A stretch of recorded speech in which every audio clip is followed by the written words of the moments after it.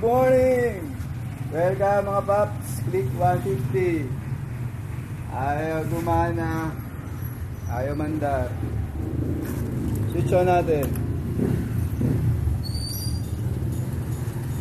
Wala namang check engine. Hindi man nag-iilaw check engine niya mga paps. Ano kayang problema naman ito? Para at least may ma-share ako sa inyo. Kung anong problema, pag hindi natin nagawa, sorry. Padadala natin sa expert.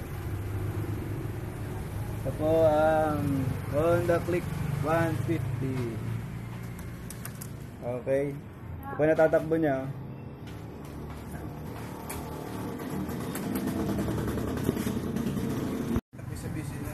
Ay, matagal pa rin po. Hello po! Ito po, check natin.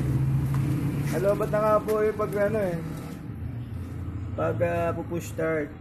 So ang gawin mo po, ang una pong gawin nyo mga paps palitan nyo to ng spark plug. At syempre try natin sa spark plug. Okay po, para at least syempre mga high tech na po ito. Magagaling po yung mga ating mga Honda rito.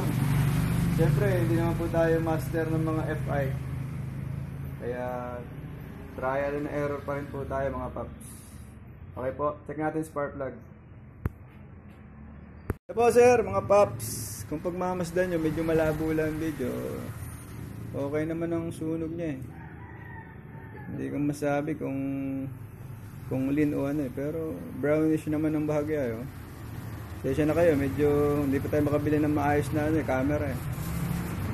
Ayan po. Saksak nyo po yan mga paps, dito po sa sa ignition coil.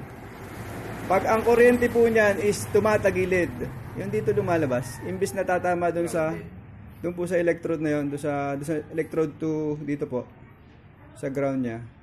Dapat po doon na lang ang bato ng kuryente. Ngayon, pag ang bato ng kuryente po niyan is patagilid or madilaw or blue pero patagilid, punti na po yan mga paps. Okay po. Ganun po yan eh. Okay po, ito paps oh. Maandar na. Kailangan mamamalya. Ang tabayan namin kung mamamalya pa. Pag namalya pa, may ibang problema pa ito. Okay, lobat na talaga yung battery na sir. Ito yung Honda. Diba may pinicture ako sa inyo, yung Honda Click din na 125. Ito naman is Honda Click 150. FI din. Pero binago nila yung yung meter nila, binago. Nakita nyo? Diba yung may pindutan yun dito? Sa kabila, nababasa. Nagmo-moist yan, mawawala ito kung paano na ito. Ewan ko, digital din to eh. Digital din to, pero ibang niya, style analog pero digital. Kasi iba, yung sa Honda 125, di ba? Numero makikita mo diyan. Pero tapos may dalawang goma tigkabilang ganito. Yun po, napapasok po ng tubig yun. Opo, kasi ito may idling na po siya. Hindi pa po tayo master dito, kaya hinahanap pa rin po natin mga paps. At pasensya na po kayo kung hindi ko masasagutan yung mga tanungan about FI. Siyempre po, pandagdag natin to. Huwag kayong magatubili. Palitan nyo ng spark plug mga paps. At salamat po sa aking mga YouTube friends na walang sawa at walang upas na sumusubaybay. Opo, thank you po. Opo, at salamat ng marami. Po, check natin mga paps, mga kaibigan. Di ba po? Kabilin-bilin na natin sa ating channel, sa ating mga kaibigan. Lagi po yung check kung may oil ang makina nyo. Kung sabi nga ayaw nyo magpalit, dagdagan nyo. Kasi pag dinagdagan nyo, mas madisgrasya yung makina natin mga paps. Ibaling meron, kahit paluma, basta meron eh. Kasi kumbaga sa dugo ng tao, yan ang dugo ng ating mga makina. Di ba po? Kabilin-bilinan ko. Yan ang sekreto kung paano humaba ang buhay ng motor. Yan po ang sekreto na hindi sekreto. Bakit po? Yung pong pamalagian na pagpapalit ng langis mga kaibigan. Nakita po nyo? Sinaksak ko na po eh. Yun lang oh. Nasa dulon-dulo ng tip. Parang ako ganun. Check po natin to. I-train po natin to ha. Okay, kuha tayo ng mas mahabang screw.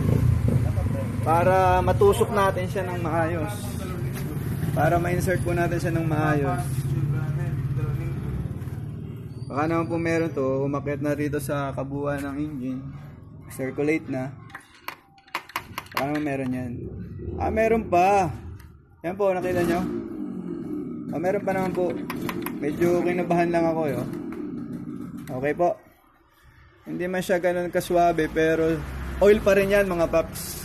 Huwag po nyo limutin yan. Sa lahat po ng nagmamay-ari ng motor at ng hiram ng motor. Ha? Especially doon sa nang hiram. Bago nyo paanda rin. Check nyo sa dipstick. Kasi magagalit sa inyo yung may-ari. Pag nasira.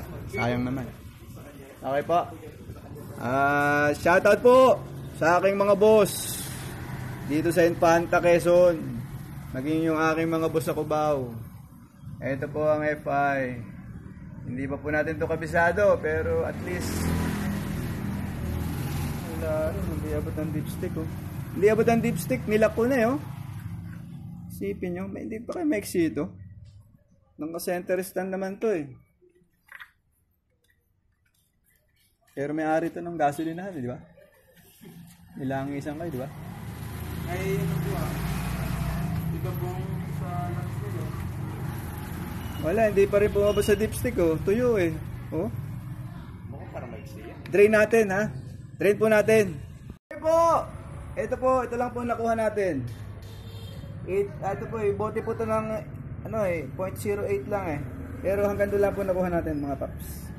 Kaya po, remind ko po kayo, kahit anong motor nyo po, kahit anong brand ng motor nyo, importante talaga may langis. Okay po? Yan po ang pinaalala natin para hindi kayo magrabihan sa mga problema at sira ng motor natin. Okay po at salamat! Salamat muli! Salamat ng marami!